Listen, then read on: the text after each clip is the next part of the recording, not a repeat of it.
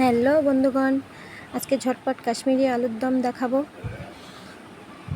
কড়াই দিয়ে বসিয়ে দিলাম, কড়াই গরম হয়ে গেল, তেল দিয়ে দিলাম। তেলটা গরম হওয়ার পরে পেঁয়াজ বাটা দিয়ে দিলাম। পেঁয়াজটা একটু লাল লাল হয়ে আসলে এখানে গোটা মশলার ফোড়নটা দিতে ভুলে গেছি। গোটা মশলা দিলাম, তেজপাতা দিলাম, শুকনো লঙ্কা দিলাম কাশ্মীরি লঙ্কা, হলুদ গুঁড়ো, জিরে মরিচ, ধনিয়া গুঁড়ো। আদা রসুনটা দিতে স্কিপ হয়ে গেল, অবশ্যই আদা রসুনটা দিয়ে নেবেন। তারপরে কষিয়ে নিয়ে একটু দিয়ে দিলাম টমেটোটা বাটা দিয়ে কষিয়ে নিয়ে তেল উঠতে শুরু করলে দেবো আর একটু ঝোলটা দিয়ে নিয়ে যে তেল উঠতে শুরু করবে এবার দিয়ে দেবো ভেজে রাখা আলুটা দিয়ে কষিয়ে নিয়ে দেবো পরিমাণ মতো ঝোল। আলুটা গলাতে দিয়ে দিলাম।